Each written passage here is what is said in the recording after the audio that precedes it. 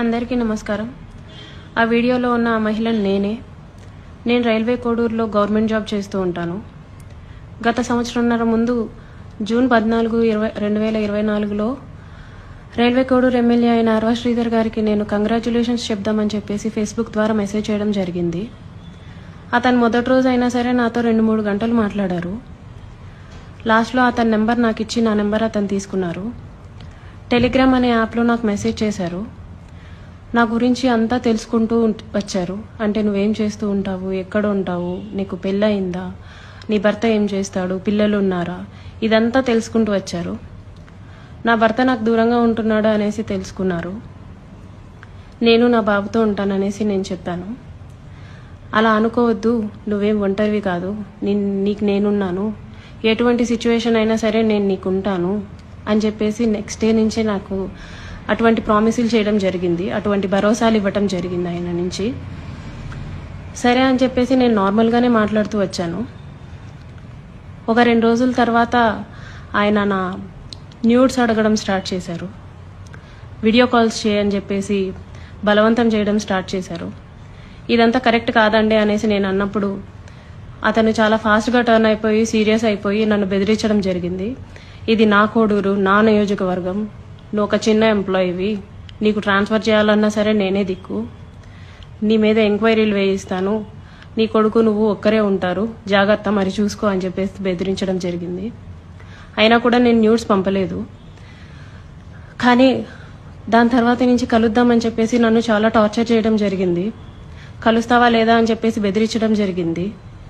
నేను కలవను అని చెప్పేసి జూన్ 14 నుంచి ఒక 20 రోజుల దాకా నేను అసలు కలవను అని చెప్పేసి భయపడుతూనే చెప్పాను. భయపడుతూనే నేను ఇగ్నోర్ చేస్తూ వచ్చాను. ఆయన ఒకసారి అన్నారు, నీ కొడుకు నువ్వు ఒంటరిగా ఉంటారు, చూసుకో, నీ కొడుకు ఏమైనా అయితే నన్ను అడగద్దు అనేసి భయపెట్టడం జరిగింది. సరే అని చెప్పేసి నేను జూలై 9, 2024లో ఫస్ట్ టైం కలిశాను అతన్ని. ఆయనే వచ్చేసి కారులో మా ఇంటి దగ్గరికి వచ్చి పిక్ చేసుకొని కడప రూట్ వెళ్దాం, కడప దాకా వెళ్దాం అనేసి చెప్పారు. ఏం మాట్లాడాలి అనేసి నేను అడిగాను. ఏమొద్దు, ఏం మాట్లాడొద్దు, కడప దాకా వెళ్దాం అనేసి చెప్పారు. కడప దాకా వెళ్లకుండానే రాజంపేట దగ్గర ఏదో పల్లె దగ్గర ఆపేశారు. మొత్తం డార్క్గా ఉంది ప్లేస్. ఎందుకండి ఆపారు అనేసరికి నాకు నువ్వు సెక్షువల్గా కావాలి అనేసి అడిగారు. లేదండి, నేను సెక్షువల్గా కుదరదు, నేను అలాంటి దాన్ని కాదు అనేసి చెప్పాను. నేను అలా చెప్పేలోపే నా ప్రైవేట్ పార్ట్స్ని టచ్ చేయటం, నన్ను బలవంతంగా దగ్గరికి తీసుకోవడం లాంటివి జరిగాయి. నేను కార్ డోర్ ఓపెన్ చేయడానికి ట్రై చేశాను. అతను నా జుట్టు పట్టుకొని వెనక్కి లాగేసి నన్ను గట్టిగా కొట్టారు. 2-3 సార్లు కొట్టారు. చాలా గట్టిగా కొట్టి కార్ సీట్ని అడ్జస్ట్ చేసేసి నా మీదకి వచ్చేసి నన్ను చాలా బలవంతంగా రేప్ చేయడం జరిగింది.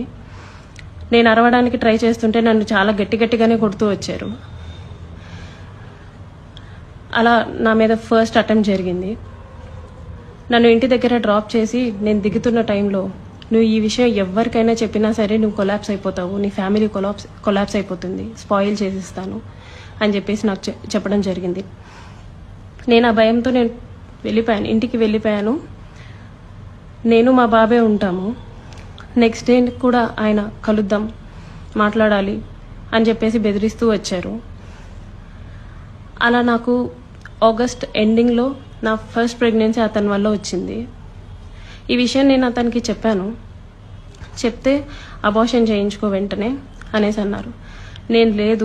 నేను అబార్షన్ చేయించుకోవట్లేదు, నీ వల్ల నాకు ఇంత జరిగింది, నేను అబార్షన్ చేయించుకోవట్లేదు అంటే అప్పటికి నన్ను బెదిరించారు. నువ్వు అబార్షన్ చేయించుకుంటే నువ్వు బ్రతుకుతావు, నీ ఫ్యామిలీ బాగుంటుంది, నీ ఉద్యోగం బాగుంటుంది, లేకపోతే నా గురించి నీకు తెలుసు అని చెప్పేసి చెప్పడం జరిగింది. నేను అబార్షన్ చేయించుకోను, ఎట్టి పరిస్థితుల్లో అబార్షన్ చేయించుకోను అనేసి నేను వాదించాను.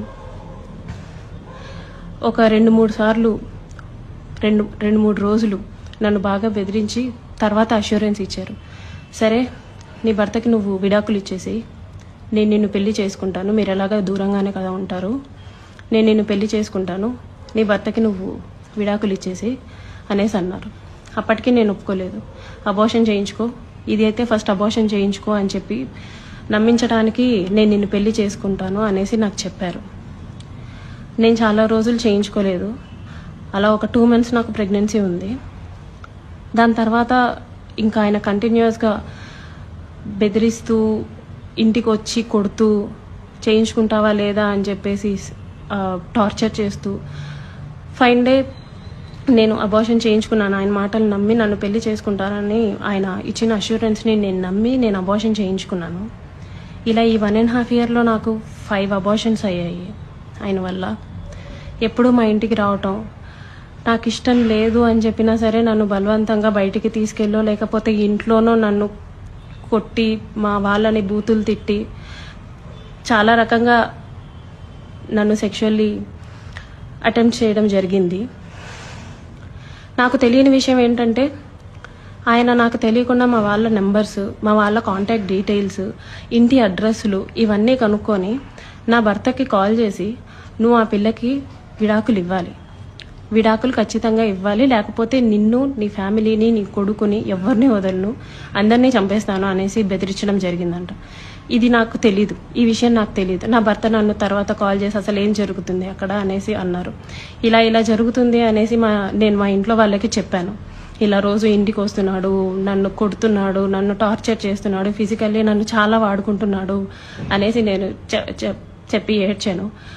వాళ్ళందరూ నాకు దూరం అయిపోయారు. నీ ఇష్టం వచ్చింది నువ్వు చేసుకో అనేసి నన్ను తిట్టేసి నాకు చాలా దూరం అయిపోయారు. మేము ఇంకా నీతో మాట్లాడడం అని చెప్పి నన్ను వదిలేయడం జరిగింది. ఇదంతా ఆయన ప్లాన్డ్గానే చేసినట్టున్నారు. మా వాళ్ళందరినీ నాకు దూరం చేయాలి అన్న ఒక ఉద్దేశంతో చేసినట్టున్నారు. వాళ్ళందరూ నన్ను దూరంగా వదిలేశారు. మా ఆయన మా బాబుని తీసుకెళ్ళిపోయాడు. నేను ఒక్కదాన్నే ఉంటూ వచ్చాను. గత 6 నెలలుగా నేను ఒక్కదాన్నే ఉంటూ వచ్చాను. నేను నా ఒంటరితనాన్ని, నాకు పేరెంట్స్ లేరు, అమ్మ నాన్న లేరు అడగడానికి చేయడానికి, అమ్మ నాన్న లేరు. అతను నాకు అష్యూరెన్స్ ఇస్తూనే వచ్చాడు, మ్యారేజ్ చేసుకుంటాను ఎక్సెట్రా అని చెప్పి. ఇలా వీళ్ళందరూ దూరం అయిపోయి నా గురించి ఎవ్వరూ అడగడానికి కూడా లేరు అని ఆయనకి ఒక క్లారిటీ వచ్చిన తర్వాత ఈ 1.5 year నాతో ఉండి నన్ను ఇష్టం వచ్చినట్టు సెక్షువల్లీ వాడుకొని లిటరల్లీ నన్ను కొట్టి బలవంతంగా చాలా అంటే చాలాసార్లు చేసి January 7, 2026 ఒక 20 days ముందు నేను నిన్ను పెళ్లి చేసుకోను, నువ్వేం చేసుకుంటావో చేసుకో, నీ ఇష్టం వచ్చింది చేసుకో, నీ దిక్కున్న చోటు చెప్పుకో, నీ గురించి ఎవడొస్తాడో నేను చూస్తాను, నేను మాట్లాడతాను అనేసి నాకు చెప్పడం జరిగిందండి. ఇట్స్ బీన్ 20 days అతను నన్ను వదిలేసి. ఈ 1.5 సంవత్సరం నేను నరకం చూశాను అతని వల్ల, చూడాల్సిన నరకం అంతా చూశాను. నాకు ఇప్పుడు న్యాయం కావాలని చెప్పేసి నేను కోరుకుంటున్నాను. దాని గురించి పోరాటం చేస్తున్నాను.